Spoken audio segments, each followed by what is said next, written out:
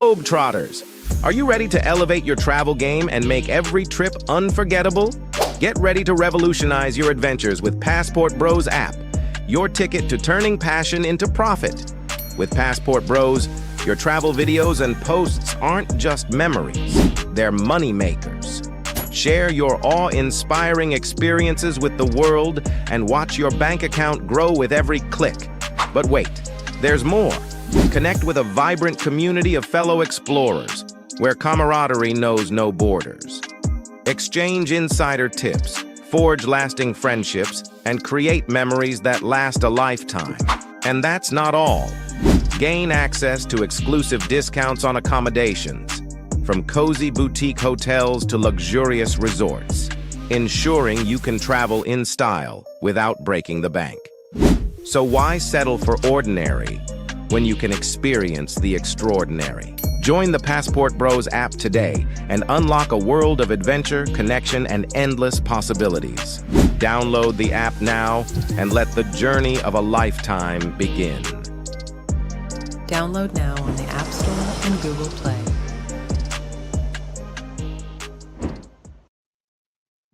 And we are live.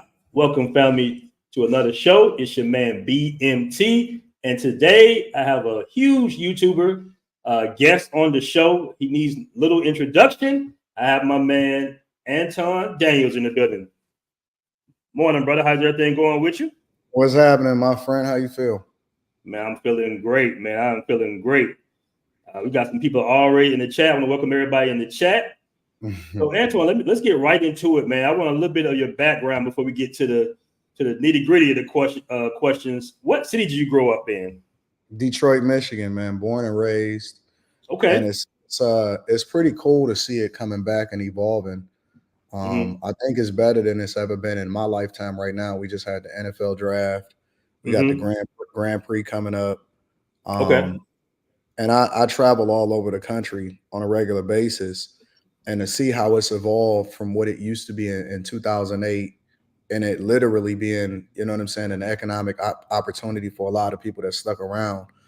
I even thought about moving to Miami at one point, because I moved to Miami for like 4 or 5 months during the pandemic, because Florida was open, but Michigan wasn't. And then I thought about making my studio down there, but I decided to stay home because I just had a vested interest in seeing it be successful. And it's dope. It's pretty awesome. So I'm pretty glad that I stayed. I love being here, bro. Okay, excellent, man. And like, what was it like growing up in Detroit, like in the 80s and 90s and all that, early 2000s? I'm an 80s baby. So I was born in 82. I graduated high school in 2000. I went to school my entire life inside of Detroit in the inner city. Okay. Except for my father sent me to private school in middle school. So 7th and 8th grade, I wound up getting sent to UAD Jesuit, which is a private school in the city of Detroit on 7 Mile. And then I transferred back to Detroit Public Schools in high school, and I went to Cass Tech, which is like one of the most prestigious public schools. You had to test to get in. But it's in downtown Detroit. But it was tripped out, and it kind of colored how it is that I see today, because it was like a tale of two worlds. You know what I'm saying? Because I grew up in a hood. However, it was funny because, you know, I had to catch the bus and go over to private school and middle school. My father sent me because he seen me getting in trouble. But then it changed my perspective, because I stopped thinking based off of how I seen things culturally or within Black people within the city of Detroit, simply because I was around and surrounded by people that had a completely different mentality, and they had a completely different skin color and everything. You know what I'm saying? So at the time I was kind of conflicted, because it was almost like, oh, you know what I'm saying? Like, you know, you got to keep it real in the hood. But at the same time, I had started seeing and experiencing different things. I had started going to parties. You know, those were like my first parties that I ever went to. And it was in these huge, monstrous houses from people that had resources. You know what I'm saying? So it was phenomenal growing up. Now that you got to, you know what I'm saying, now that I'm an adult, because I got to see the best of both worlds and the worst of both worlds. But it kind of colored my perspective, in that I no longer cared about what the culture was saying. I was more or less caring about what culture was saying outside of what I was used to seeing, because then that affected how it is that I see the world. So it was crazy, because it was bad and it was good at the same time. You know what I'm saying? Okay. So when you went to that public school, was it kind of mixed or like mostly white? Nah, it was mostly black, but it was a melting pot, but it was more black than anything. But it was kids from all socioeconomic status, all coming into one environment because it was one of the better schools in the city. So you had kids that was poor, kids that had resources, everything, and you could see, you know what I'm saying, the different cultural impacts. But most of the people was super smart because you had to maintain a certain GPA and you had to test to get in there. You know what I'm saying? So it was like truly a real melting pot. Like I got friends that was white that I went to high school with that I'm still cool with. I got a guy that I went to kindergarten with that I'm still best friends with. You know what I'm saying? And we went to high school together. So you know, it was pretty awesome to see all of the different cultural and socioeconomic statuses coming together, because I think that affects how it is that I see the world today. I don't see the world based off of color. You know what I'm saying? I see the world based off of culture. I see the world based off of how you affected financially. I see the world based off of adopting different principles from other places and then importing it into my life. You know what I'm saying? So it was just a really great experience. But then at the same time, you seen how different people brought their own life backgrounds or what their parents taught them into this environment, and then how it changed them. So it was pretty awesome, bro. Okay, that's kind of similar to how I grew up in Atlanta. I went to private school. So it was a private school, but it was kind of in the hood, you know, like in the middle of the hood, right? Yeah. So, but I get what you're saying, because I was able to see successful black men, you know, with money, you know, wealth and everything. And, you know, it definitely kind of separates you from the kids in your neighborhood to a certain, or just public school in general. And I think that separation is what happens, what helps a lot of brothers later on in life. You know, it's a big separation. You know, schooling is extremely important, man. Very, very important. I think that those are your most impressionable years. When it's very difficult for people to evolve past what they seen when they were younger. That's true. You can do it, but it's always going to be with you. You know what I'm saying? It's always going to be in the back of your mind, or it's always going to be something that you either have to fight through, or it helps color how you see the world. Because like even the way that we don't vote based off of, most young people or most people that are black, they don't vote based off of who has the best economic policies. They don't even participate in the voting process locally, which is how they're most affected. They vote based off of how their parents told them to vote. They don't have their own mind. And it's the same thing culturally in everything that we do. We see music the same. We see politicians the same. We see women the same to a larger extent. But I think that you guys are starting to open up people's minds, because I've never seen so much evolution when it comes to stepping outside of the United States of America to see other things. So that's pretty interesting. You know what, man? Because in the early on, you had a little smoke for the Passport Bros. What made that change initially? Like, what did you see? I still do. Okay. I still do. But it's not smoke for the Passport Bros. It's smoke for the people that claim to be y'all or represent y'all, but don't necessarily represent what you guys really stand for. Because you guys get a bad rap. It's the same thing with black people, right? I got smoke with culture when it comes to black people. Don't mean that I'm not black, because the things that we celebrate and gets the most visibility is the stuff that's not necessarily best for us. Whereas you may be having a different experience, or it's a lot of guys. It's almost like the people that do it the right way, they're not the ones that get the most visibility. It's the people that's out here messing it up. And then they bring back all of that. So it's not that I have smoke for Passport Bros per se, but I have smoke with people that think that they're going to get a passport and then they doing it for the wrong reasons, which then put a bad light on you. You know what I'm saying? It's like the red pill. People think that red pill is it's not. All red pill is looking at things for the truth and what the reality is, so that you can make an adjustment and make the best decision for yourself. You know what I'm saying? So it just depends. It depends on who it is. I think that it's different sects and different segments that represent what having a passport really means. But you guys catch the flack, but white men been doing it for years. It's pretty interesting. Right. Facts. That's very, very all facts there. So let me ask you this: do you travel often yourself? And when you do travel, do you encounter like guys that consider themselves to be Passport Bros? I since the pandemic, I started back traveling internationally, right? So I travel the whole country at least 2 different places every single month. But then we make it an objective at least to go to somewhere outside of the country twice a year, right? So last year, for example, I spent an extended amount of time in Tokyo. This year, we plan on going to Seoul and Singapore. So, Okay. you know, I'm kind of obsessed with Asian countries and Asian cultures right now. It's polar opposite than ours, right? Polar opposite. Completely, way different. Right. 10 times different. The women are different. The people are different. The cleanliness is different. I don't know where people got this thing in their mind where America was the best country in the world. Honestly, that because is they told it is what it was basically programming. It may be great from an economic perspective if you know how to manage your resources right, but as far as like what you're looking for individually, I think that you got to get out there and you just got to see the world. You literally have to see the world, and it's tripped out because as big as y'all movement is, y'all, it's not a lot of people that got their passports. That's true. That's true. It's still relatively a small percentage of brothers that got their passports, really, in all honesty. Really, just Americans in general, like it's growing. You know, more people are getting their passports and traveling because we started to globalize the whole entire world right now. But relatively, still a small number. But let me ask you this, that it is, though? I think that we haven't traditionally embraced, for example, enlisting or the military and stuff like that.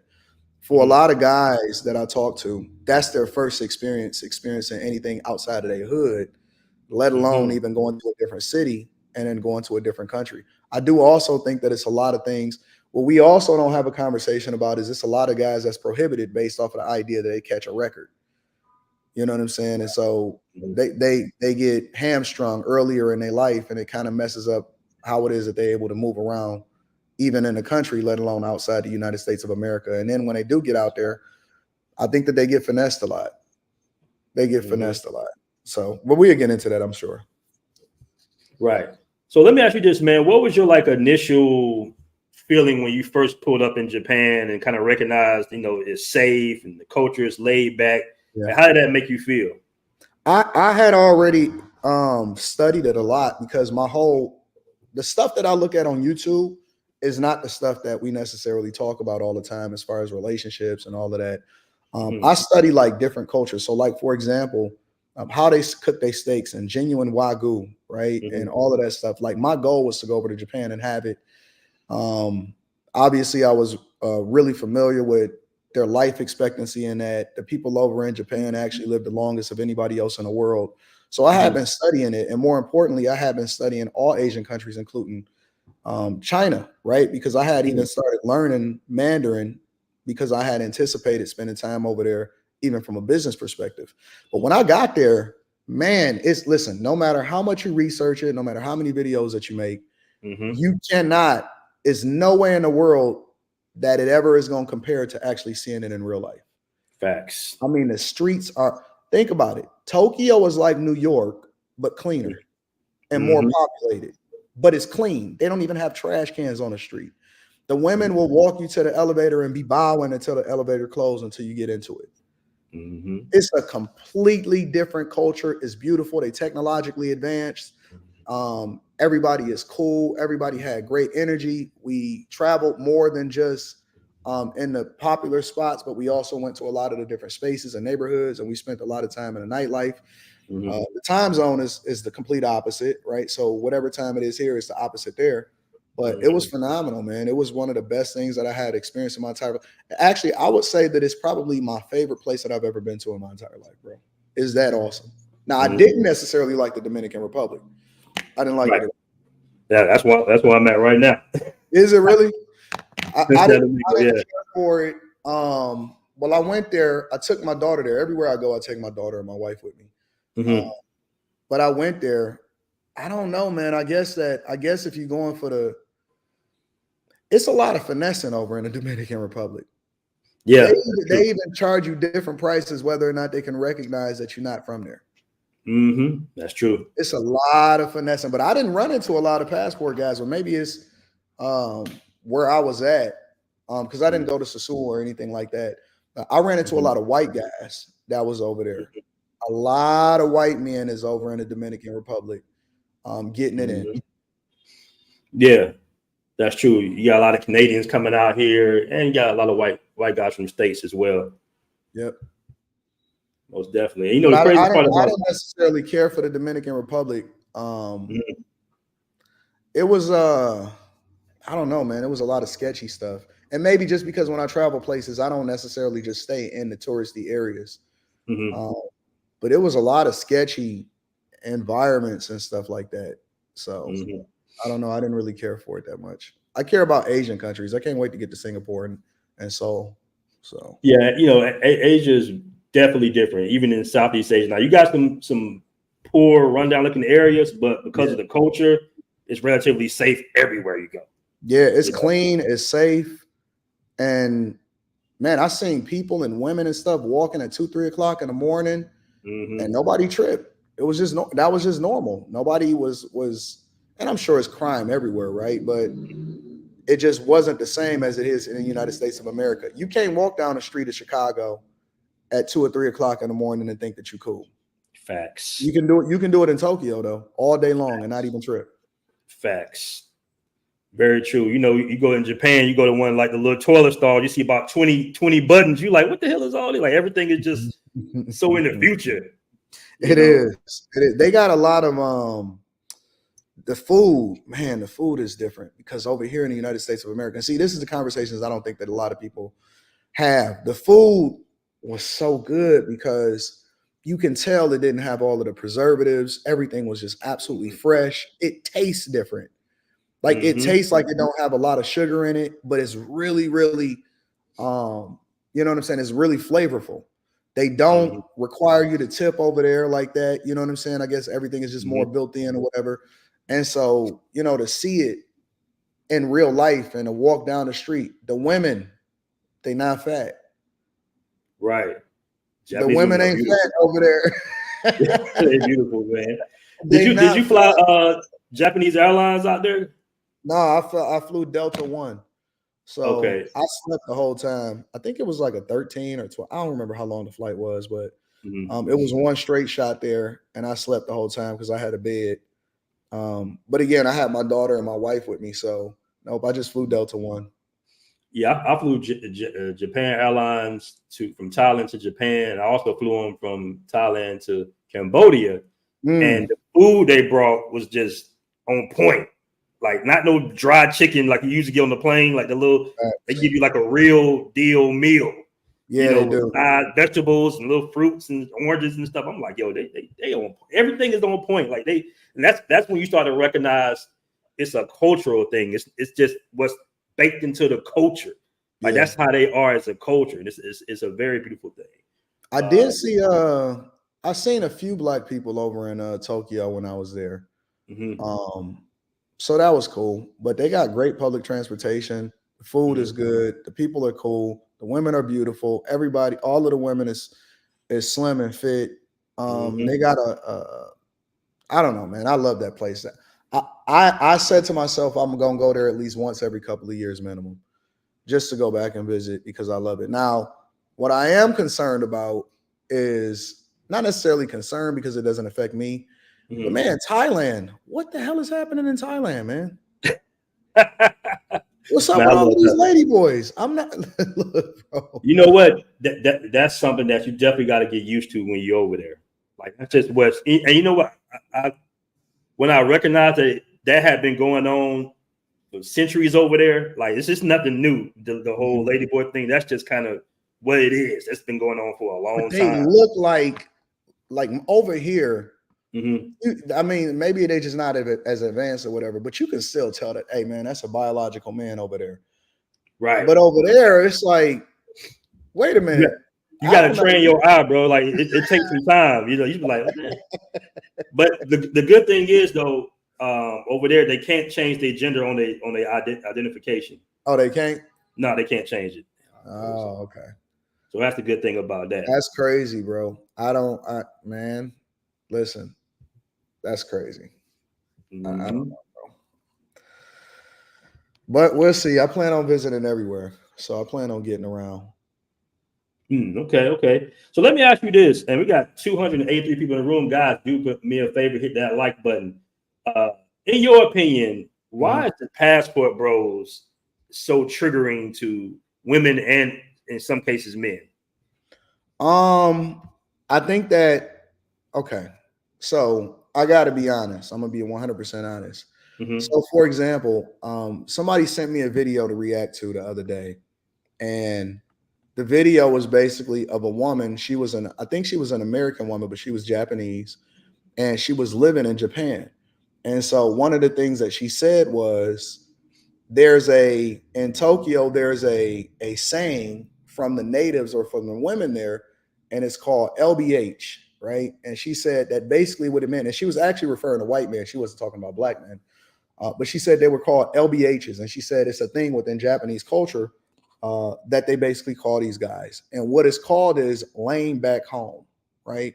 And what laying back home basically is saying that even though those guys are slaying over there and they may be getting to it and all of that stuff, because it's still a hookup culture over in Japan, which people don't even really realize, they still see you the same way. And so I think that in a lot of ways, a lot of people get a lot of pushback or they feel some type of way, which I don't necessarily agree with, because even with the definition of what they would say a lame is, I think that that's trash, because what we say over here is lame is probably actually a lot cooler, simply because we're not supposed to be embracing a trash culture. I shouldn't have to say, or I shouldn't have to go to jail in order to get my stripes. You know what I'm saying? Like, we glorify the worst things in our culture, and that's why Western culture is so bad. But on the flip side, I think the perception is that when you go over there, that you are automatically viewed as cooler because you're from the United States of America or because you got more options, right? But the reality is that I think that the one part of the conversation that people don't spend a lot more time on is because they're not talking about also self-growth, right? If I'm there, no matter where I'm at, I'm taking myself with me. So yes, I think that you should get your passport. Yes, I think that you should see the world. And I'm not one to dick police nobody, but then at the same time, I still want to learn more about the culture. I still want to figure out how it is that I can fit in. I still want to understand how it is that they do things more effectively and more successfully. And the women just come with it. But I think that the perception is that guys get their passports only for women. And I don't think that's for the most of the people. I think that that's where all of the pushback comes, is that I don't think that you should do anything for women. I don't think that should be your number one priority in anything. But the perception is that when you get a passport as a man, as a black man, that the goal is to go over there and get boxed. I don't think that that's true, but I think that that's where the majority of the pushback comes from. And you know, women over here, they're looking to hate anybody. They're looking for any reason to validate themselves or validate why they're not getting the man or why they're not getting the results that they want in the first place. So I do think that there's a level of truth in that people should ultimately still be focused on becoming the best version of themselves, no matter where they at.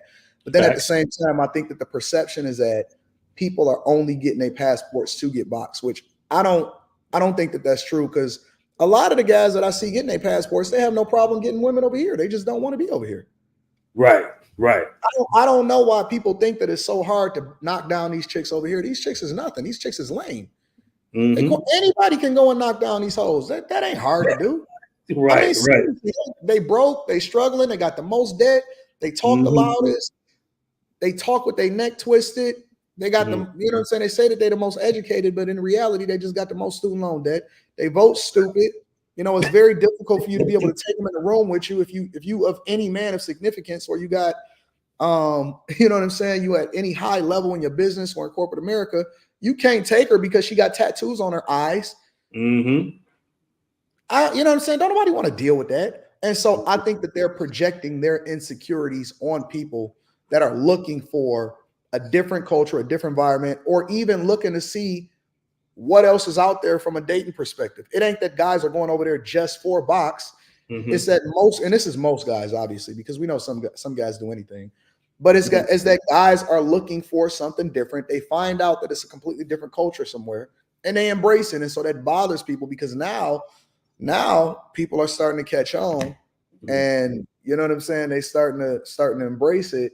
And I think that y'all gonna have kind of a tumultuous time in y'all growth curve because you're gonna get a lot of people that represent y'all in the wrong way, and then they're gonna claim to be y'all, but I don't think that that's necessarily true. Right. True. So in your opinion, from what you see right now, because I haven't been in America in like almost 5 years, do you think the Passport Bros are affecting the dating scene right now, or you think it's just kind of getting started, or I don't think that they're affecting the dating scene at all. Okay. Not even a little bit, because most black men don't have their passports. So it's like statistically, it's impossible for it to be impacting the dates. Most people still, it's just like crime. Most people still have sex with, get in a relationship with, and navigate around and do business with people based off of proximity. And most of your earliest experiences come when you're in your teens, early 20s, and all of that. By the time a lot of these guys even get their passports, which we know statistically speaking, it's a lot. Most men don't have their passports, let alone most black men. How can it be possibly affecting the dating scene? You know what I'm saying? So the results that people are getting, or the things that women are claiming or complaining about, is not even a real thing. They a fucking problem. They still the problem. You know what I'm saying? So you can't complain at the fact that people are now exploring the possibility of what if, because that's all that's happening. This is a very, very small demographic of men, even from a resource perspective, right? A lot of guys, even if they do get their passports, they don't have, if you go based off of the statistics and how much people are averaging as far as what they're making per year, a lot of guys don't have the capability to spend an extended amount of time somewhere else. They don't have the type of job where they could just work out wherever it is that they go. And so it's a false narrative that's being promoted in order to cope with or try to project their insecurities as the fact that they're not getting what they want on guys that may have their passports. You see what I'm saying? So even me, right? As a 42-year-old man, I've just really started traveling outside the country because my goal in 2019 was to start exploring and visiting different places based off of retiring from corporate America. And then the pandemic hit. You know what I'm saying? So I was 37 years old back then. And I had a significant amount of resources, but because I was still raising my family and my daughter and all of that stuff, I didn't, you know what I'm saying? I placed them first. Once my daughter got of a certain age, I'm like, okay, now we can break out. But a lot of guys is not necessarily spending an extraordinary amount of time in a completely different country with their passports. That's a lie. It's all a lie. So it's all a false narrative that they're trying to place on you guys. And it's not necessarily true, bro. You know, because the most cats I see that live overseas for extended periods of time are going to be military, ex-military guys, retired, maybe they're on disability. And I got my IT guys, my guys in IT. And of course, you got people like myself, content creators, you know, or digital nomad, entrepreneurs, stuff like that. That's the main group. But you're right. In some cases, it's relatively small. And it depends on what country you go to, too. Like in Thailand, there's a big expat community, but most of the brothers, like at least 70% of the brothers out there are retired military. See what I'm saying?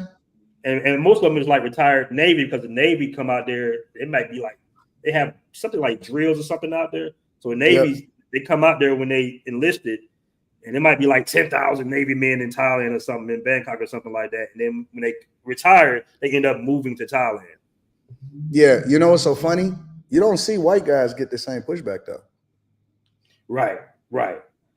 Why do you think that is? Why do you think that it's only when it comes to passport bros? Why you don't think that white guys get the same push? Because white guys has been doing this since the beginning of time. Well, because black men are looked at like almost like a possession. Like, how dare we go outside of our community and do something outside of the norm? Basically, like we're supposed to be, you know, we're supposed to be the root bearers of society, basically. In a nutshell, it's the way we're viewed in a way to almost be like a son for the, you know, like we view at a certain level by our society. Like we should have the ability to travel overseas and no, it's just not other that. women. I think it's a bigger problem because black guys catch the majority of the flack for everything. So, like, I'll give you an example. When you talk about people complaining and having a gender war or the red pill and all of that stuff, white men started that. white men started the men go your own way. They was the first ones to started having problems with breaking up their homes and their families and women walking away, and feminism was a white woman thing. It was. All of that stuff that you see happening in society, we be catching up to it, and we be catching it later because we just get familiarized with it. And so now when you're starting to see, even with guys traveling overseas, marrying outside of your race, that was never an issue with white men. Ever. That was never, you never seen it as a talking point on social media. You never seen people making big live streams about it.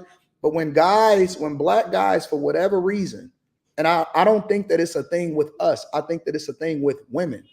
I think that the women absolutely in every single sector, whether it be feminism, whether it be traveling, whether it be relationships, whether it be career-wise, child support, white men have been going through all of this stuff, and they are the trendsetters when it came to how it is that they operating within Western culture and their ability to divest themselves from it. Black guys catch the majority of the flack. They don't talk about white guys that travel. They only talk about passport bros. It's almost like we kind of found, I don't want to say a cheat code, but we definitely have more options now. Yeah. Even if I could visit America and go on a date, because I still kind of date American women off and on. I just say I won't marry an American woman, in the States.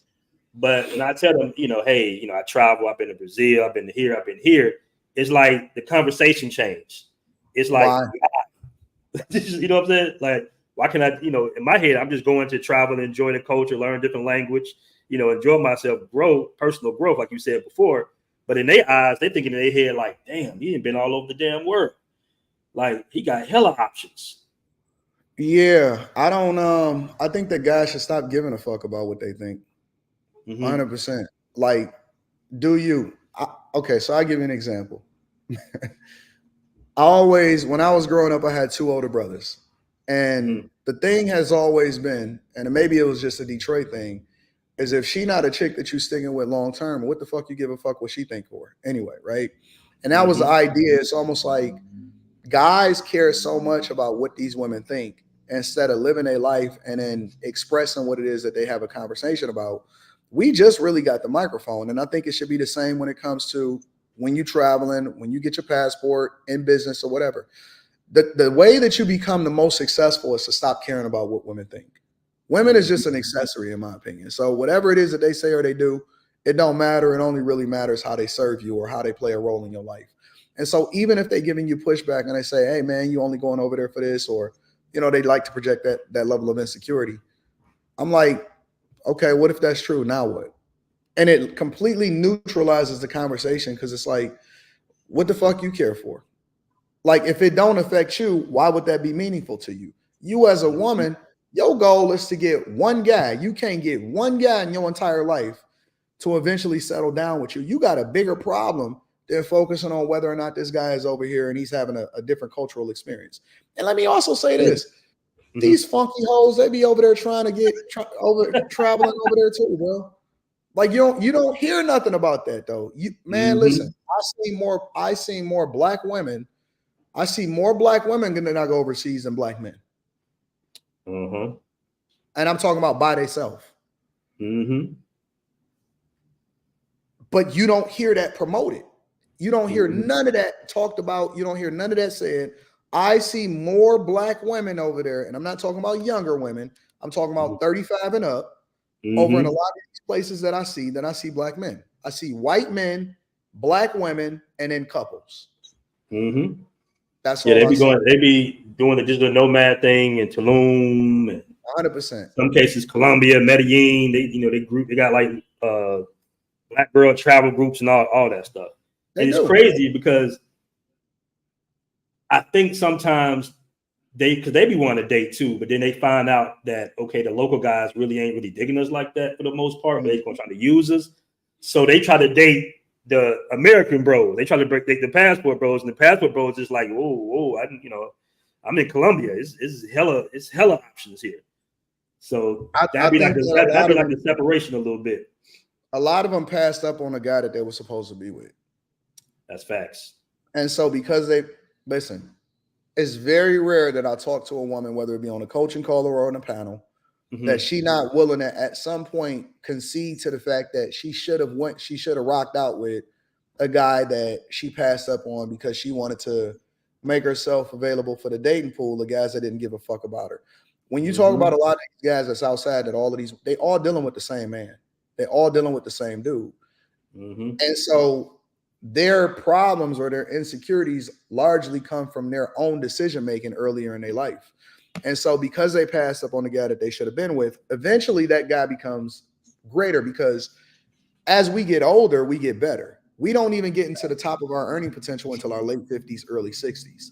And so the thing that women are looking for, they looking for you to be at the finish line, whereas women are willing to build with you in other places, or they willing to rock out with you based off of the fact that they've been taught different as far as how it is that they see men and they see you culturally. And so because a lot of these women have been taught to slut it out in college, I think that college here in America is indoctrination camps and they factories to you know what I'm saying, put women through their paces. You know what I'm saying, as far as opening up sexually. You got this whole sexual liberation movement and stuff like that. But then we supposed to accept it. Man, look, it's very difficult to even run into a woman from the community that's not a single baby mama. Facts. The biggest conversations that I see is men making bad mistakes. And I don't know how many men I talk to on a regular basis and say, man, you're right, I messed up. Men making mistakes and aligning themselves with women that already have children from another guy. So and we've all done guys, most guys say, man, listen, once you get past a certain age, it's very hard to even find a woman that don't even have a kid. So the culture is just messed up here. And instead of them fixing themselves and bringing themselves, instead of looking in the mirror, they're looking out the window. They're not fixing themselves. They're not taking responsibility for who they are. And then that's what then forces people, because people don't do things. I don't think that guys do things, and I don't think that people do things because they just found it, or it's just they adjust based off of the fact that they're under duress and they need a different circumstance.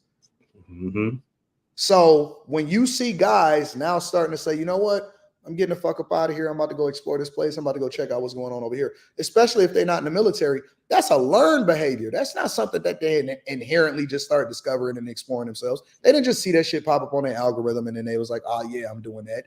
No, they took their own life experiences. They realized that shit was fucked up over here. The women that they have been dealing with is trash. And so now they're like, you know what? There's other options out here. And why do I have to continue to subject myself to this funky chick over here, bro? I ain't got time for it. And I don't blame them. I don't blame them at all. I even talk to these women on these panels. I'm like, yeah, I can see why I do, but get the heck up out of here. And I wouldn't, I love my wife. I would never, ever want to get divorced. If I was single today, I cannot ever imagine myself getting married to anybody that's out here. So if you were single, you probably would travel there, get more options. I don't think that I would prioritize hoes. I just couldn't. I mean, I'm gonna do what I'm gonna do. You know what I'm saying? No matter where I am, I'm gonna be me, and I'm gonna always travel. But I can't imagine myself ever aligning myself with a chick that's out here, bro. Never. Because if you wasn't shooting in the gym with me, I don't give a fuck about you like that. If you don't work for me, if it's not a woman that's bringing in the bag for me, she serves no purpose in my life. So. Okay, that leads me to my segue to my next question. Where do you see relationships, particularly within the Black community, in like the next decade or so? Is it going to get worse? Is it going to get better? Worse. It's going to be worse than ever before. It's going to get really, really bad because everything is compounded, and what you see now is women raising. It's going to get worse for guys, and it's going to get worse for women. Because the guys are going to become more feminized because guys are being raised by their mothers. And guys are, I also talk to a lot of guys and they in a good position, or they may have a good job, or they may be doing halfway decent in their life, but they son husbands. And so now a lot of these, they being forced to take care of their mama because their mama made bad decisions. And also their mother raised the kid to then basically play a husband role to her when she's getting older. So even when you see a lot of these women say, well, men die alone and all of that, listen, men, we understand that the world don't owe us shit. and that we gonna lead this earth by ourselves. Like that's just the way that it is. We cool. And just because we alone don't necessarily mean that we lonely. We got a lot of options. But a lot of these women raise their families, and these matriarchs are starting to pop up more ever before. And so what you basically have is women creating the community. You've never seen a strong culture based off of the women. It's all based off of the men. So now that we have more single mothers, I think that it's three things that's bad for this country. The three biggest things that people are actually four. The first thing is homelessness, because you got all of these hoes that's living van life now. I see more women homeless than ever before. If you look at the statistics, women are getting evicted at the highest rates. Whenever it's a pandemic, whenever it's a recession, women are the ones that are affected the most. So housing, inflation, the dollar don't go as far. Immigration into this country, illegal immigration, that's the third. And the fourth biggest thing is that's affecting this country in a negative way is single parent households. And you have more women that are okay with getting pregnant and having children out of wedlock and then hoping that some guy come back and save them than ever before. And so when you take all of those things and you put it in a one big melting pot and then you throw relationships on top of it, it's going to get worse, 10 times worse, especially for average people, because you cannot survive in this economy by yourself thinking that you're going to live a middle-class lifestyle with these high taxes and then think that you're going to be successful, especially for women. So all of these things thrown into the pot, it's going to make for a worse situation. And I think that it's going to get worse before it get better. If you ain't find a chick that was shooting with you in the gym, be very, very careful. Very careful. That's real. That's real. And do you think, like, what about the dating apps? Like, you know, Tinder, is that doing a plus or a minus for us? Minus all day long. 100%. Because all you're doing is, listen, I don't even really like the idea of dating if you're looking to get married, right? I never press upon people that they should get married. My biggest thing is I want to teach you what being successfully married looks like if that's the option that you want to take, right? But I think that you could be successful single. I think that you could be successful married. But the dating apps is 10 times worse. And Instagram, in my opinion, is also a dating app because you only get in the perspective of what somebody is trying to present to you in a profile, right? You can't even really vibe with nobody until, like, you don't have to ask a chick her body count if you kicking it with her in person. You can tell if she's for the streets. It's much easier. It's much easier to be able to vet through who it is that you're talking to or who it is that you're interacting with in person than it is through an app. As a matter of fact, I meet a lot of these women, whether it be meetups or these content creator women or whatever like that, when I go and do these interviews or these shows or when I travel, man, they nothing like they are on the internet, bro. They nothing. They don't even look the same as they are. A lot of these filters, these chicks be getting this work done and shit. Man, I seen Sansario, I think it's the name, Sansario on your channel like a couple of days ago.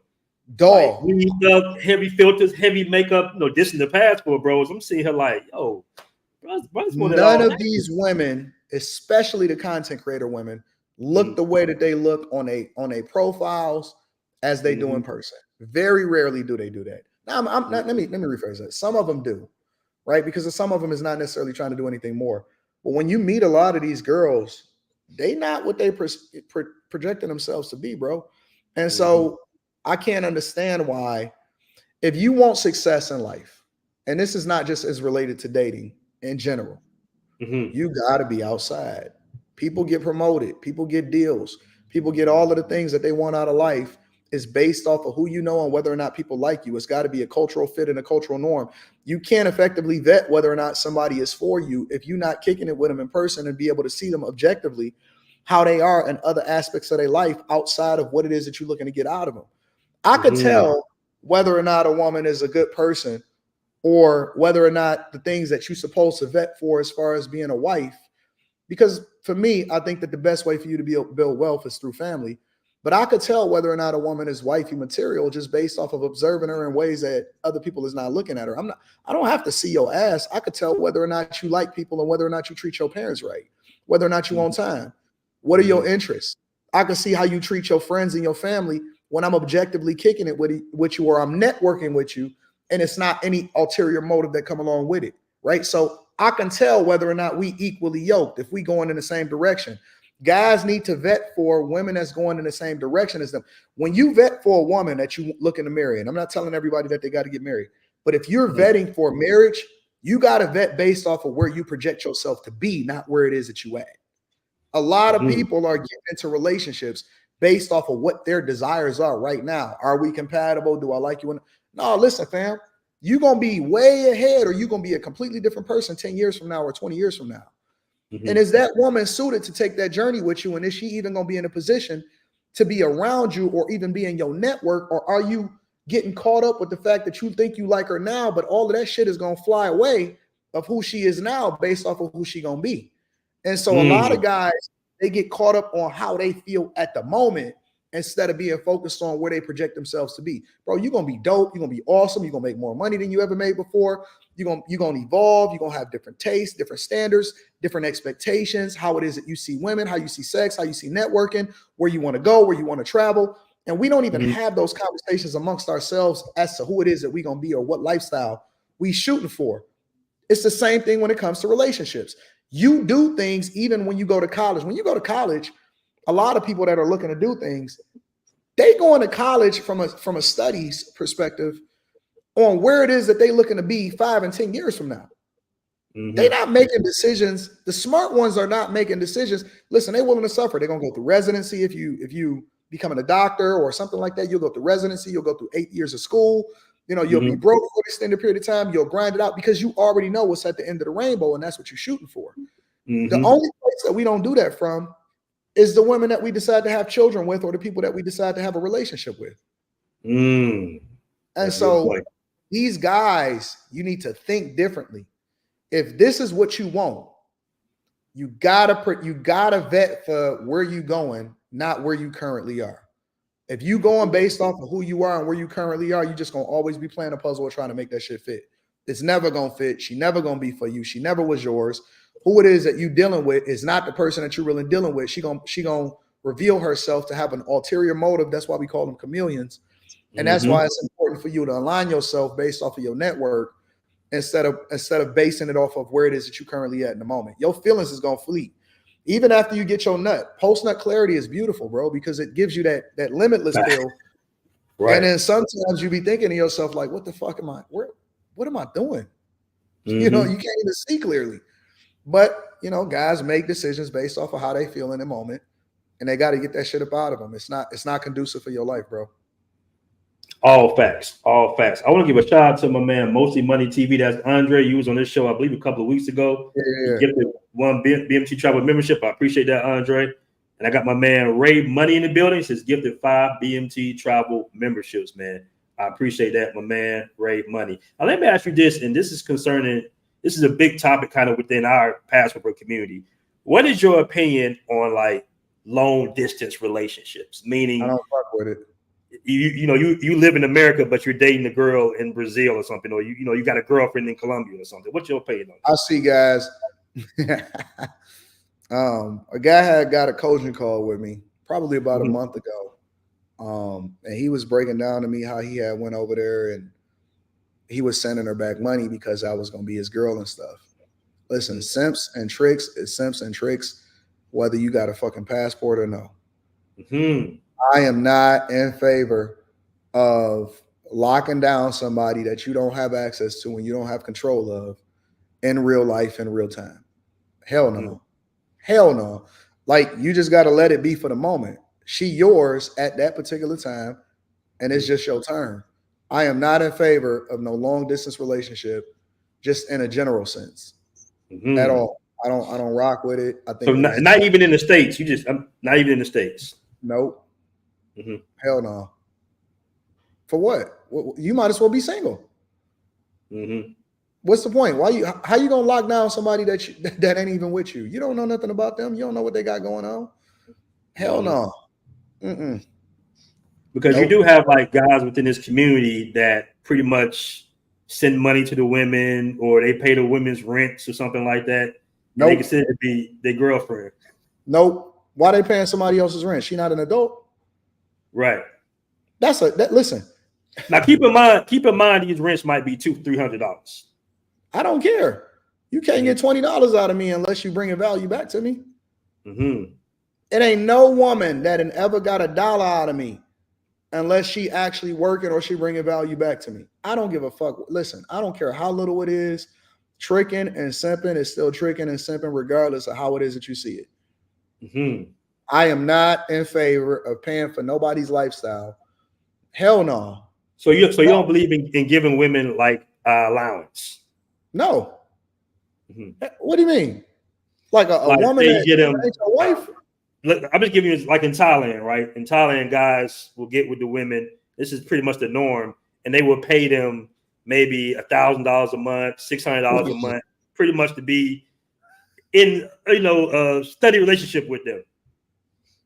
And the women cook and they clean and everything, and the women and the Thai girls will send the money back to their family.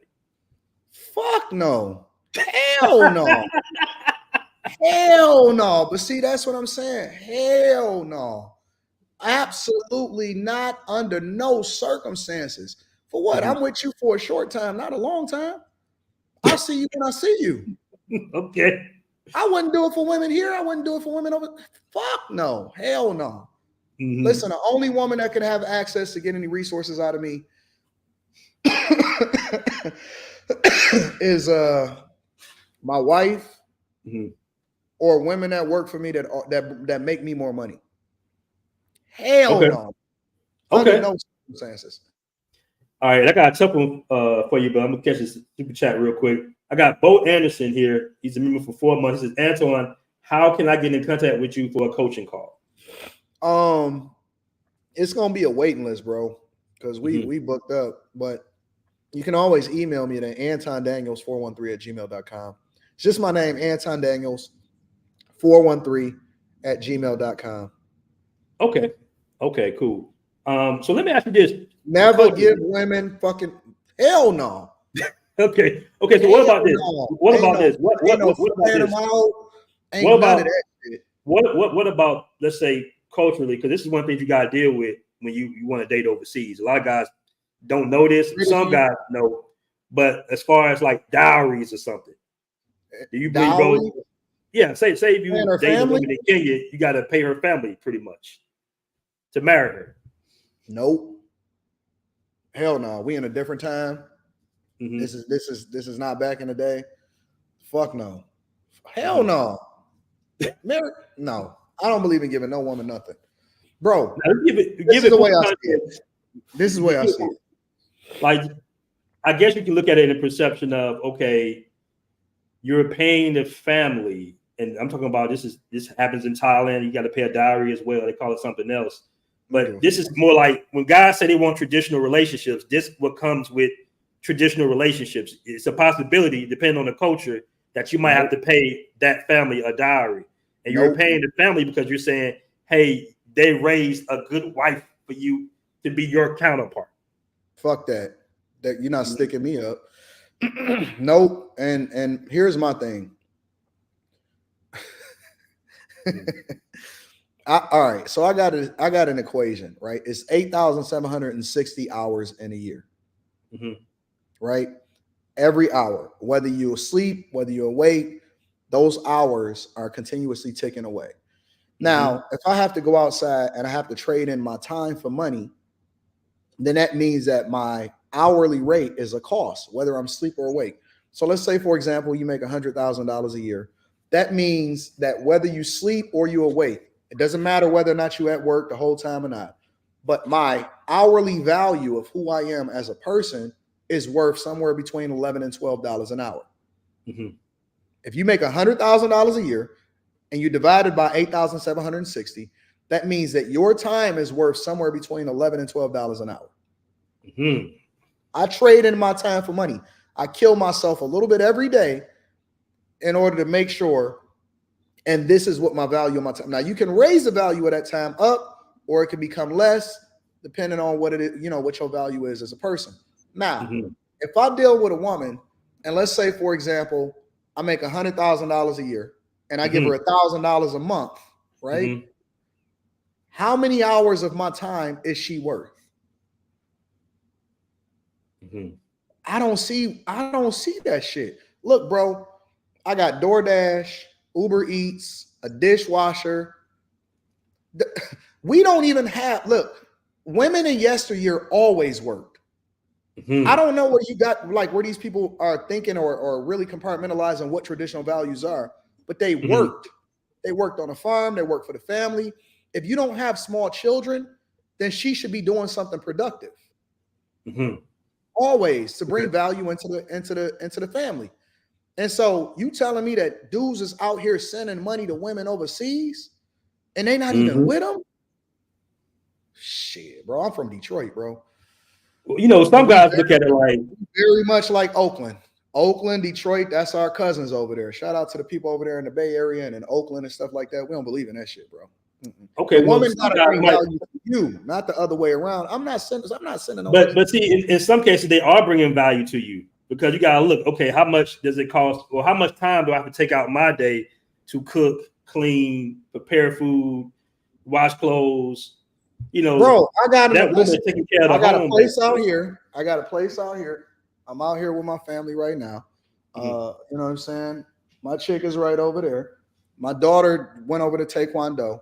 I'm out in the suburbs in Metro Detroit. I got a place downtown also, right? Which means that I split my time between downtown, which is about 45 minutes away from here, and out here, right? It takes me 30 seconds to throw a load in the washing machine and throw in some dryer sheets. What are these women doing that's so extraordinary that requires so much time? I don't understand. Like, it takes me no time. My place don't get dirty. I have a housekeeper that comes in and I don't even know how much we pay her. How much we pay the housekeeper? You remember? I pay the housekeeper like $130 a week to come in and do a deep clean as far as the window sills and all of that other shit. Okay. When I need her, I don't even need her every week. I might, most of the time, like the downtown place, I can come in every 2 weeks. And that's just to do the deep clean just because. Thank you. I appreciate it. Man, it don't take no time. All of the technologies, go have fun. It don't take no time. All of the technology that we got is going on. I don't understand. So y'all sending money over here to these hoes. Not necessarily hoes, women. This is what you're telling me. Y'all paying for exclusivity. That's what y'all telling me. To a certain degree, yeah. Because you just said you pay your maid $132 a week. That's on average about the same price a guy would pay for his traditional Thai girlfriend, basically. Fuck that. Fuck that bitch. She a virgin? I can't. I don't know. Man. I would say in most cases not. I would say in most cases not. Bro, women in yesteryear used to have to wash their clothes on a washboard. Normal thing outside of America, by the way. Like, this is kind of normal. Women in yesteryear had to put their clothes on a clothesline and a hanger, hang it up, do it physically on the washboard. They had to do more manual labor, which took way more time. But now we have the technology to where, man, listen, if your chick ain't got no small children and she a stay-at-home chick and she not actually working for you, that chick is a drunk, bro. Like, she chilling all day. She ain't doing nothing. Okay, it's so easy with all of the modern technology that's happening today for you to be able to exist. They're not doing nothing, man. I'm not paying them. Okay, so let me ask you this. Now, you know, Passport Bros are, you know, solution-based. Our ideology is based on solutions, right? Now, you just said earlier that relationships are going to be very difficult in the next 10 years. The dating is horrible. What is the solution for guys then? Because when you go overseas, you're tapping into a different culture. So where you might see it as tricking, they see it as being a provider. I don't care what they see. Only thing that matters is what I think. Right, but what's the solution though? What would be the solution? If dating is so like, what's the solution for the men in the West then? It depends on what your objectives are. If your objective is to build a family, have a children within wedlock, making sure that your children ultimately is raised in the best environment and stuff like that, then I think that you should get married to the chick that you're shooting in the gym with and build from there, because ultimately, you know, you don't have shit when you're young. And so y'all got a vested interest in seeing each other be successful, right? If you are a person that wind up getting it, you know what I'm saying, and you single and you don't have no children out of wedlock or nothing like that, I don't think that it's necessary for you to get married. So your Unless you solution are is just looking to not to have get children. married at all in America. Just don't get married. Just stay Yeah, single. I don't see the value in a guy saying that he getting married just for the sake of getting married. Most people don't even understand what marriage means. Right. But if you are building with a woman, I'm not talking about already being at the finish line. If you are building together because y'all ain't got shit, because marriage is largely for people that either A, want to have children, B, trying to preserve wealth, or C, trying to build it. The middle class are the ones that get killed in everything. Anybody in the middle get ran over, right? Mm-hmm. So you ain't got nothing. You ain't got to worry about nothing. And you got somebody that got your vested interest, which is one of the reasons why you want to be equally yoked. I can leverage that, right? If I'm looking at it from a traditional sense of how it is that I am the man in the household, she is a help me. Mm-hmm. I can put her to work. I can make sure I can leverage her talents, all of that shit. Even the sex is just extra. I don't care about that shit. Sex come with it. You can get sex anytime. Mm-hmm. But as far as building wealth and preserving wealth, if you already got it, even people that had resources traditionally only fucked with people that had resources. When you see these people out here talking about, oh man, you know what I'm saying? Men marry down or men date down. That's because you stupid. If you got a significant amount of resources, you always align yourself with somebody that got just as much to lose as you so that you don't get took. And so what happens in the Jewish communities is by default, they all are equally yoked and they make sure, and they don't call it a prenup, but they basically get prenuptial agreements to make sure that everything is aligned when it comes to contractually how things are supposed to go if and when something ever happens or if and when somebody ever gets divorced, right? Mm-hmm. But we the only people that decide that you can fuck with the chick at McDonald's just because she got a fat ass. Mm-hmm. No. Marriage ultimately for people that had resources was to preserve wealth and make sure that you raise kids in a conducive environment, or to give a person that don't have any resources a leg up and an opportunity for them to be able to build together, because two people, if they look at it the right way, can pull 10 times their weight versus one person pulling double your weight. Now, that don't mean that you can't get it by yourself, but ultimately, if you know how to leverage, marriage is a business first. And if you know how to leverage the person that you're with, then ultimately it can become beneficial for both of y'all because she becomes the beneficiary of your greatness, right? Mm-hmm. Mm-hmm. But if you just pan a chick just for the sake of calling yourself the traditional, that's tricking. That's tricking. Okay. 100%. I'm not giving you nothing. You can't get a dollar out of me, bro. Okay. Well, we're about to go ahead and wrap this interview up, but I do want I'm surprised you ain't got more questions because I was ready to go in on that shit. Oh, you got the time. We can go. I can probably give you at least 10, 15 more minutes. Okay, excellent. But I do want your opinion real quick, and we can go back to that. But I do want your opinion on this soft guy era, this drizzle thing. What's your opinion on that? It's just a troll. Okay. All they doing is holding up the mirror to women and showing them who they are, mm-hmm. because you advocated for equal. You using men. You want to operate modern when it comes to what benefits you, and then you move into being traditional when it's convenient because you're looking for men as a retirement plan. And so guys in a lot of ways is just saying they trolling them. They showing them who they are. And they took the whole sprinkle thing and they turned it into drizzle. And I think it's cool because I think that guys should prioritize themselves.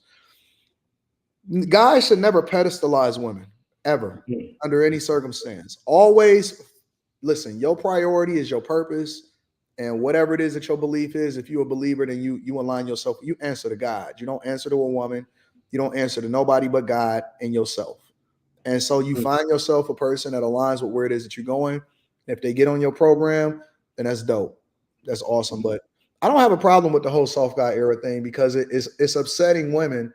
It don't upset the women that's not masculine and is not combative. It only upsets the women that are looking to use men and can't take advantage of them the way that they used to. Okay. So let me ask you this, like, this is a brash generalization, just your opinion real quick. Mm-hmm.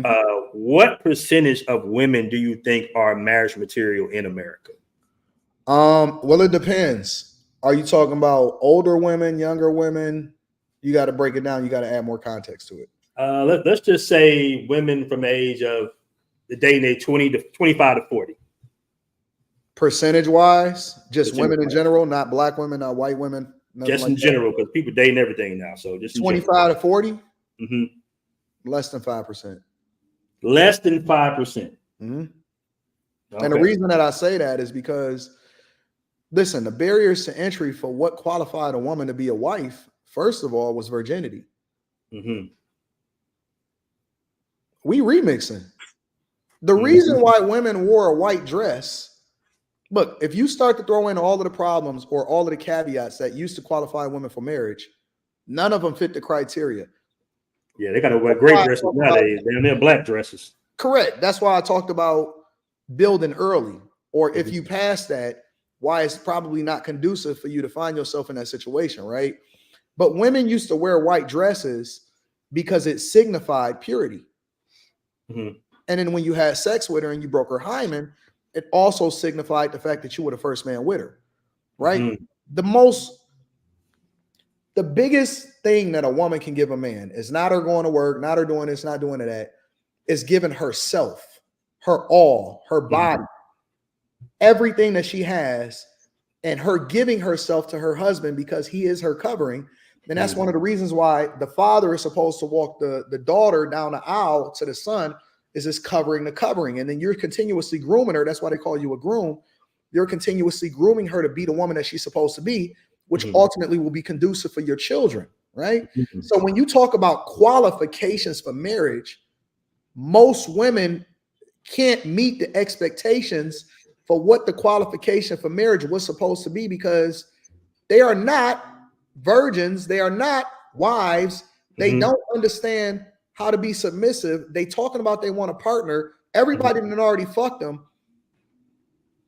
I don't really understand why y'all think that these women are marriage material. They single baby mamas. Okay. So let me ask you this. I'm gonna give you a quick scenario real quick. I'm just give you a scenario. Say, you got a son. Your son is 25 years old. He just got into his profession. He just started getting his bag. He tells you, Dad, I'm struggling dating out here. I'm ready for a real woman and everything. I became a passport, bro. I went to Kenya. I go to Kenya. I met this beautiful young woman, 18, 19, virgin, all that. But I have to pay some form of a dowry. I got to pay $5,000. No. You're going to tell your son not to do it. Yep. And just stay in America and just be single and just don't do shit. I don't think that guys should chase women. He's not chasing a woman. He's going to you another qualified culture. it in the beginning by saying that he was saying that dating is where I'm looking for a woman. I'm looking for settling down. I don't think that you should look to do anything when it comes to prioritizing. Let me rephrase that. Let's just say he's in Kenya doing his passport bro thing, and he runs up on a woman. They talk, date. She says, "Hey, I'm a virgin. If you want to be with me, you got to pay my family." So you got to 12 cows, 12 goats, and some $5,000 or something like that. Fuck that. Fuck that. Don't give it nothing. Not a dime, bro. I'm trying to figure out the solution here. I'm trying to figure out the solution, brother, because you're saying 5% is marriage material. If you go to a different culture, you got to abide by different cultural. If your family don't realize that I'm the best thing for you, then you're not really built for me anyway. But you do realize, Anton, historically, from our people, just historically, we have paid dowries in our own. I understand that. So that's like not outside of the norm necessarily. Like in Africa, in the East, you pay the families, you give the family some form of gold or something, right?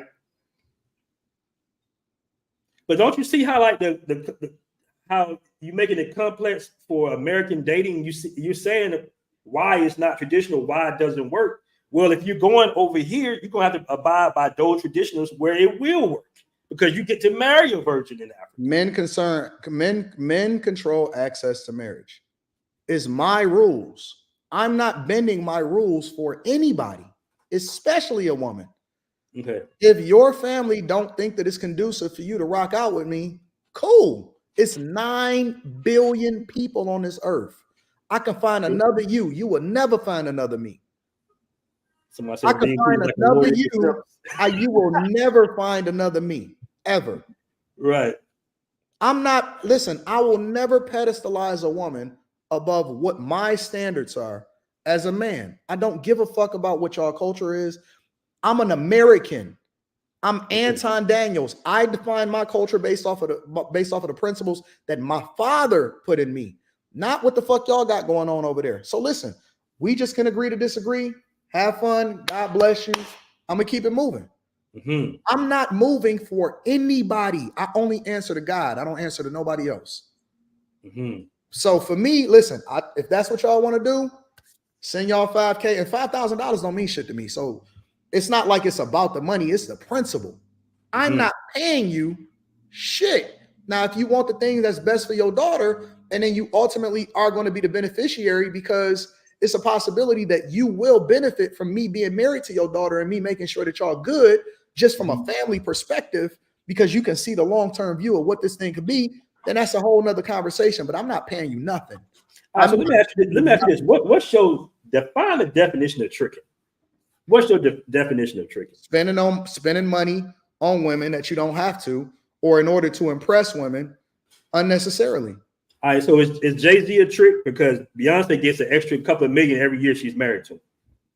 I don't know. A lot of people don't know that. I don't know what the dynamics of their relationship is, but I would say that he benefited significantly. They both benefited significantly by getting married to each other. Mm-hmm. She brings in way more value than he has to put out in order for them to be together. Mm-hmm.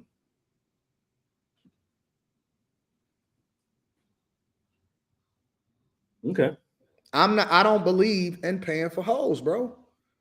But you saying hoes, we're saying like women wife for them. We understand the whole thing. Like I refer to most women as hoes because that's just the culture that we live in. Most women are hoes, so you got to excuse my candor. Okay. I thought you meant the tricking thing. Like I said, I'm from Detroit. It's a little different over here, but that's right. I don't believe in paying for that. I believe that the person that you with should bring in way more value. If they don't bring it, listen, you wouldn't hire somebody in your company that cost you more than the value that they bring in, right? Right. You would fire them, right?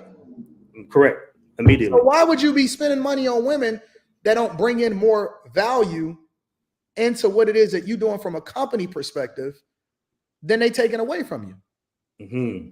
Why would I do that?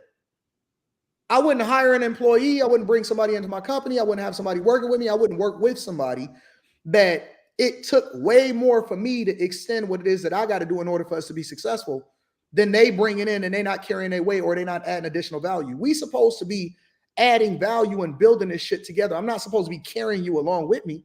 Mm-hmm. So if the only thing that you're saying that you can offer me is to be able to cook and shit, I don't need you. I don't need you for that shit. I can get a chick to come over right now and she'll bust it open and she'll clean up after herself and leave, and I ain't got to pay her shit. Why would I pay you to do shit that I can get for free? Mm-hmm. Okay. All right. Well, man, this has been. I think that y'all pedestalizing these women. I don't give a fuck where they at in America, overseas. Y'all pedestalizing these women. You think so? I think it's just men are comfortable with making certain sacrifices in order to find their life mate. If you want to, in 2024, she can leave you? In 2024, if you're looking for a traditional woman, in some cases, not all, but in some cases, you might have to pay some form of dowry or allowance. And not all cases. Never. Like, let's just say in Colombia, she might be a doctor or a lawyer, and y'all hook up and y'all do y'all marriage thing. That's there as well.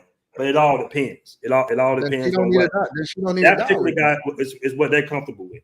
She could pay her own dowry if she getting it then. I'm not giving you shit. I'm not paying her parents nothing. Zero. Zilch. Nada. Nothing. Not a dollar. Every single dollar that I got is reserved for my own family.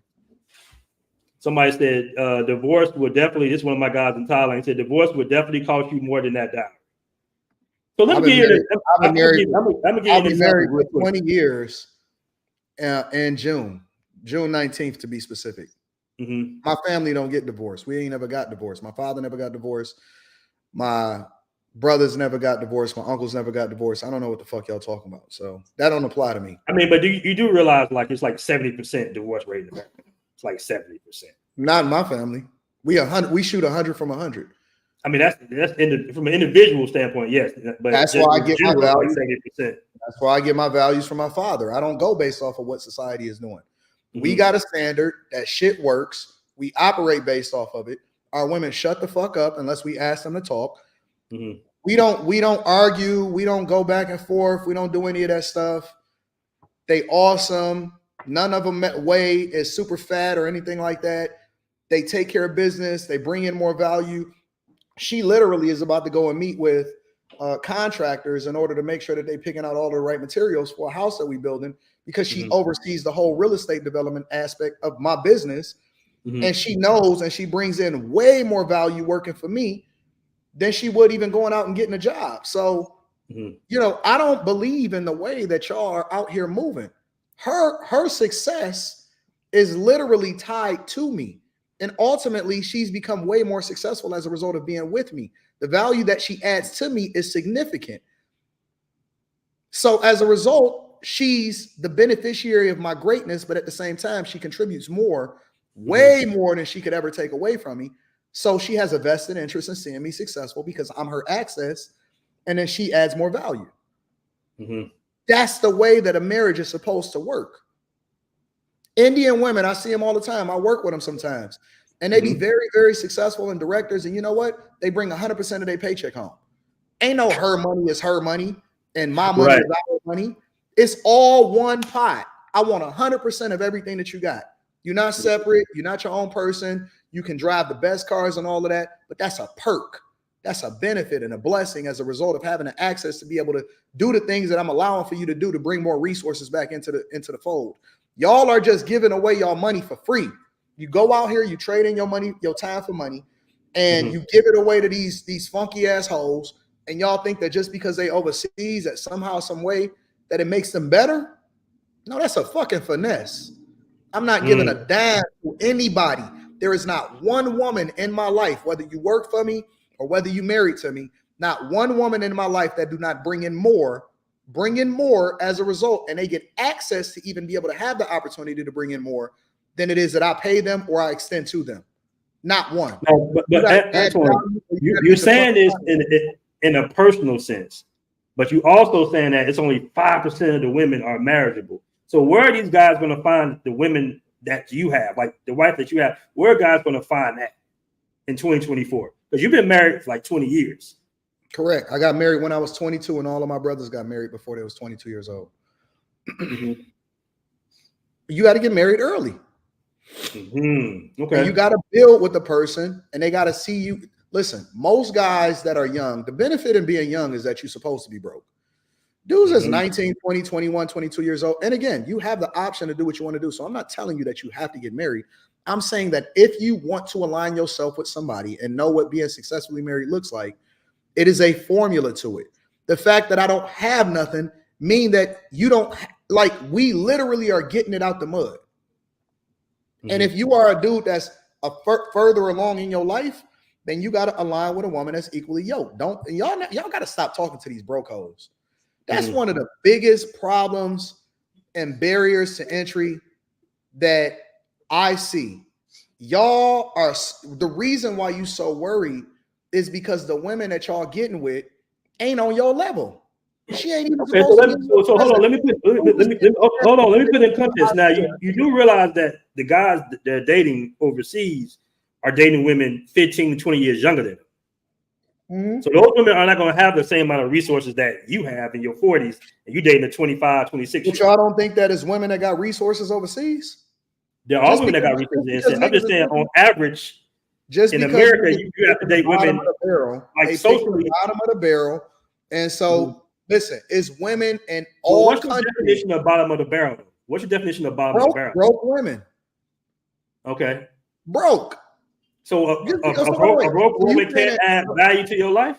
So wait. You saying that just because you go out of the country, that you got to deal with a chick that's under duress or living in a hut or something? I don't understand. No. I'm not saying you have to. I'm just saying in general, in a lot of cases, these guys, like when they travel to Brazil and Colombia, because like you say, we get our wealth later in life. So guys 35 plus, right? They're dating women 25, 24, 23. They're dating younger women who of course, not going to have the same amount of resources than the older guys. In some cases, they do, but in most cases, they don't. And I'll give you an example. You got to say you're dating a lawyer in Colombia. Okay, that even though she's a lawyer, even though she's a dentist, she might be pulling in $1,000 a month versus you pulling in $5,000-$6,000 a month. I don't go based off of titles. I go based off of results. Listen, I don't care about what your status is or what you do for a living. I go based off of results. If you a lawyer over here in the United States of America, but you broke, you still broke to me. I don't care about whether you went to school or, I don't care nothing about that. We not in the same bracket. We not in the same space. I don't qualify you just based off of whether or not you got a status or a title or anything like that. I don't think that guys that have resources should be looking to marry. Now, busting down, having sex with, having a relationship, whatever, that's a completely different conversation. I don't think that guys that got resources, whether you here or somewhere else, should marry women that don't have resources. Okay. I think that literally you have to be equally yoked in everything. But I mean, that's the risk that you take. That's the risk that you take. You choose to be in that space. I don't believe in paying no woman at all. Every woman that you talk to or every woman that's in your life has to bring value. I'm not doing it. I don't believe in it. My brothers ain't never believed in it. My father didn't teach me that way. We're not doing it. You got to bring in resources. You got to bring me that bag. Sorry about that. I'm back. Dominican Wi-Fi, brother. You got to excuse me. All right.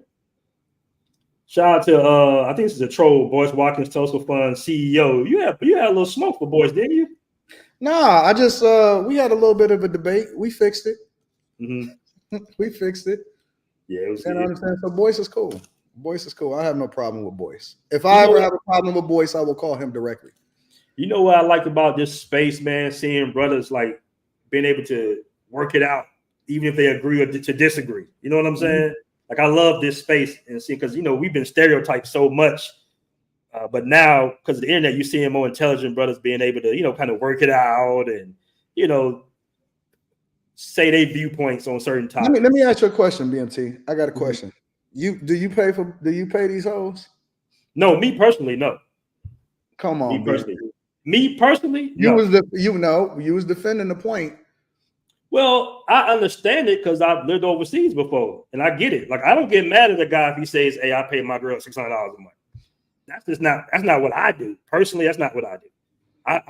You think that? So I'm more like date women and take them out and have a girlfriend or something. But I don't do dowries and pay girls monthly rents. I don't do that.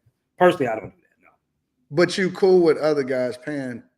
Like you wouldn't reject the idea of dudes tricking off. You know what, man? Because like if you live in, let's say you here in America, right? And you sending her back $1,000, whatever, every couple weeks or every month or whatever, you don't think that that's a bad thing? Listen, I was on the Malecon maybe a couple of months out, right? And I was with an older brother who was retired from the military and the police force, and I was with a younger brother. And this was the debate right here. They was going back and forth. And I told him personally, I could take it or leave it. Now, my guy who's retired, he makes $10-something thousand a month. He doesn't care. And you can't tell him to care. You can't tell him not to do what he want to do with his money. I'm like, bro, you're an older gentleman. Hey, do your thing. Then you got some younger guys who just don't want to do that. So I just let guys do what they do personally. I just let them do what they do. Yeah, I know, but I do too. So, I'm just saying, I'm just trying to understand the perspective of what makes sense to you and compare it to what my perspective is of what makes sense. So I'm not saying that they should or they shouldn't. I think that different people got different reasons. I don't personally believe in it because that's not how I was raised. And so I'm trying to understand how you see it as far as your own personal perspective towards guys sending money to women that they're not even in the crib with. I'm just too old school Atlanta, man. I couldn't do it personally. My fingers would start itching. I haven't done it, but I couldn't do it. But I will say I don't have an issue with maybe paying a dowry. That's something I probably could do. What's the max?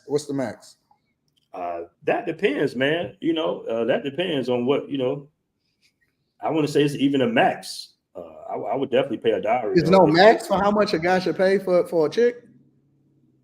It all depends. I've seen guys buy families gold, and I've seen a Thai family, and this was a brother that got married to a Thai woman. I'll give you a perfect example. He paid the dowry, and the family gave it right back. You see what I'm saying? So that does happen. Well, how much is too much though? I don't know. I'm not sure directly how much he paid. He might have paid. paid. What about 50,000? What if his family? What the family? I've heard that. In Asia, I've heard that. I've heard brothers paying some substantial amounts of money. I have heard. What do you think about that? How do you feel about that? I wouldn't do it. It wouldn't be for me. Personally, it wouldn't be for me. But if I'm in Kenya and the family wants some goats and some cows and a couple of acres of land, hey, here you go, 10 racks. Here you go. No, they're gonna be starving the fuck out of themselves.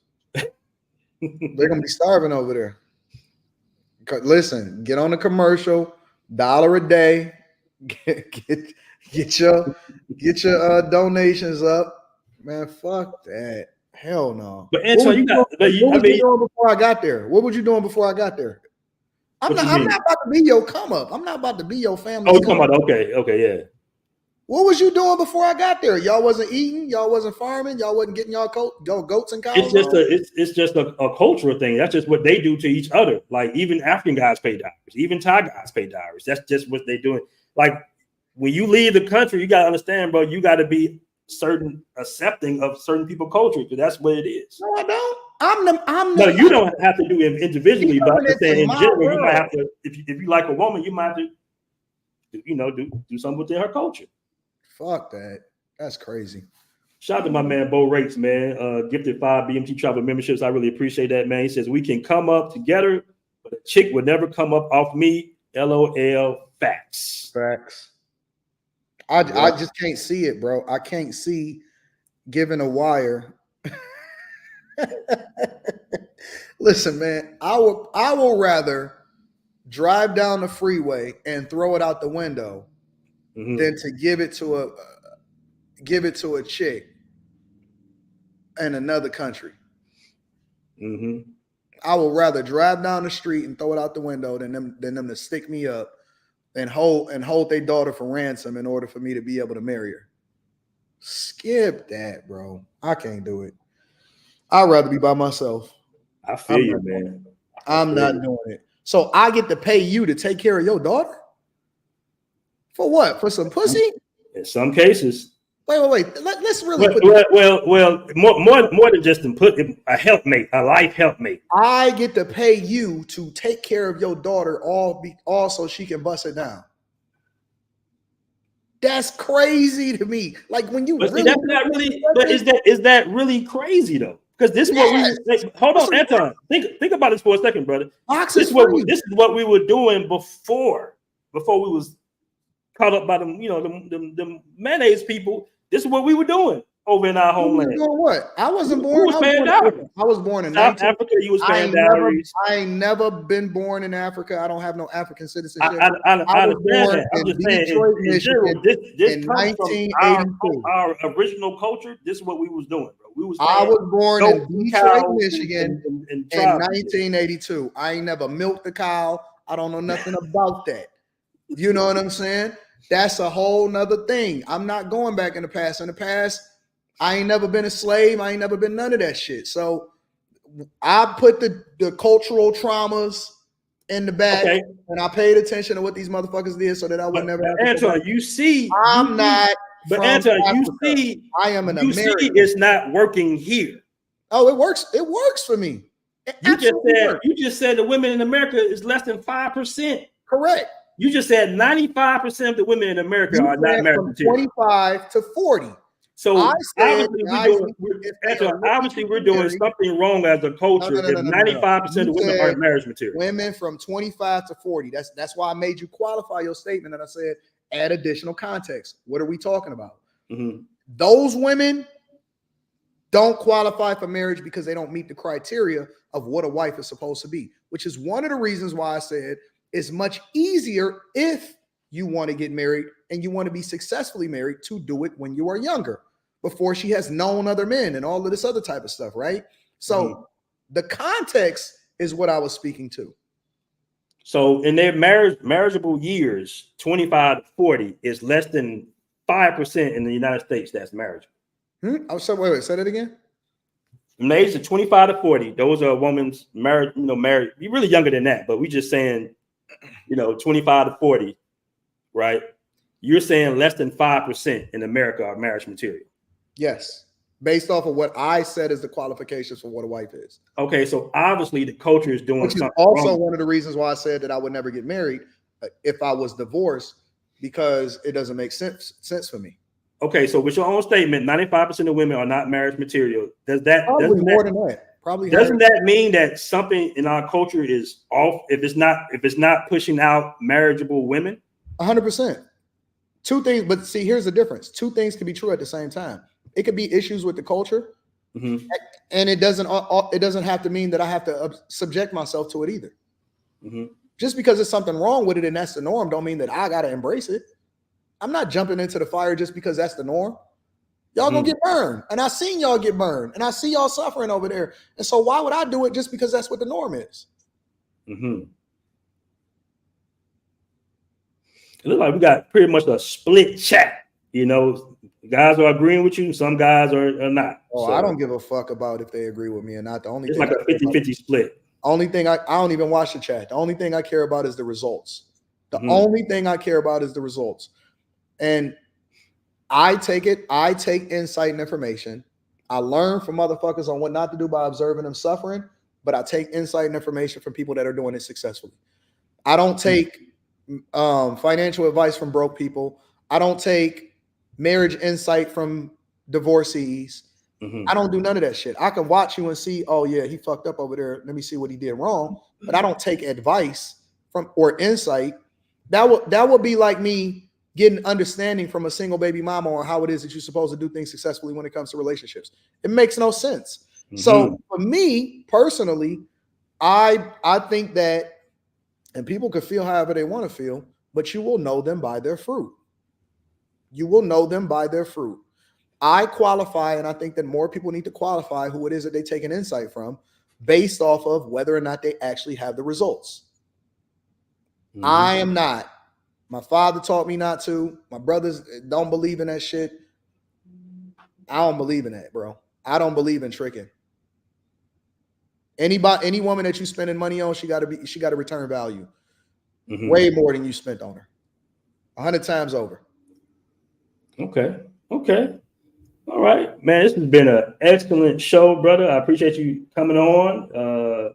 We got 611 in the room, guys. Do me a favor, make sure you hit that like button. We're gonna make this go viral. Excellent show, man. Anything you want to say in closing? Nah, man. I love you, man. I think that you're doing some great work. I love your app. Shout out to you. Shout out to everybody. This is the second time actually that we didn't had a conversation. But yeah, man, I think that you do a great work, bro. I think that the insight and the information that you provide, especially with regard to your experiences, is priceless. And I think that you should probably be valued even more. And let me be clear. I think that these conversations is great because I don't ever want to be in a room where I agree 100% with everything that somebody says. I don't even agree 100% with what my brother say or what my mother say, right? But civil discourse don't mean that y'all have to not like somebody or that you can't be friends, or you may have a difference of opinion, but it doesn't mean that it's not conducive conversation because we source through it. I've learned some stuff from you in a couple of conversations that we've had, or the couple of online conversations that we've had. And I think that it's dope, man. I think that it's always awesome to get different opinions and different perspectives based off of people's lived experiences. I think that your lived experience is awesome and it adds a lot of value into the space and into people's lives. And shout out to you, bro. I just appreciate you for having me on here. And I appreciate your audience for even coming and checking this out and seeing what's happening. All right, man. Appreciate you coming on, bro. Appreciate that. Great show. Another classic stream, brother. All right, big up. All right. Shout out to my man, Anton Daniels. This is a classic show, guys. I appreciate everybody joining. Guys, do me a favor, man. You see, you shout out the app. Make sure to download the Passport Bros app. All right. It's free on both app stores. Peace. Globetrotters, are you ready to elevate your travel game and make every trip unforgettable? Get ready to revolutionize your adventures with Passport Bros app, your ticket to turning passion into profit. With Passport Bros, your travel videos and posts aren't just memories, they're money makers. Share your awe-inspiring experiences with the world and watch your bank account grow with every click. But wait, there's more. Connect with a vibrant community of fellow explorers, where camaraderie knows no borders. Exchange insider tips, forge lasting friendships, and create memories that last a lifetime. And that's not all. Gain access to exclusive discounts on accommodations, from cozy boutique hotels to luxurious resorts, ensuring you can travel in style without breaking the bank. So why settle for ordinary when you can experience the extraordinary? Join the Passport Bros app today and unlock a world of adventure, connection, and endless possibilities. Download the app now and let the journey of a lifetime begin. Download now on the App Store and Google Play.